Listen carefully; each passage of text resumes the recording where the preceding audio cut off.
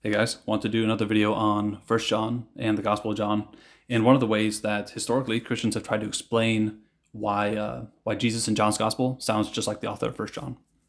So this is Ellicott's commentary, and he's speaking about the Apostle John, who he assumes wrote the Gospel of John and also 1 John.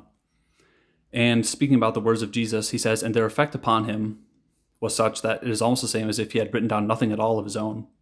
For the thought and style of him who had loved him more intimately than others had molded his own thought and style into a strikingly close resemblance." So the argument that Ellicott is making here is basically that the reason why John's Jesus sounds so similar to John is actually because John emulated Jesus. Jesus spoke that way, and then John basically began to speak that way as well.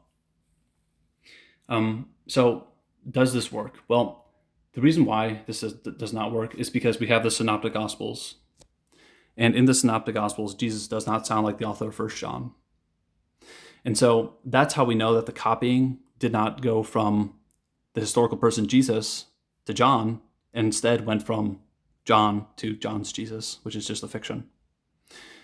John is the only source that we have for Jesus speaking this way. And the author of 1 John, at the very least, had a significant impact on the Gospel of John. And so that's why this argument doesn't work. If the Gospel of John was the only source that we had for Jesus, it might work. But the Synoptics say, no, he didn't speak like that.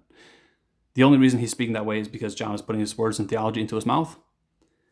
And so this argument does not work. But I have encountered this argument on my own. I had someone submit this to me in the past as well. And I just wanted to do this video to explain why that's absolutely not the case. Okay, thanks. Bye-bye.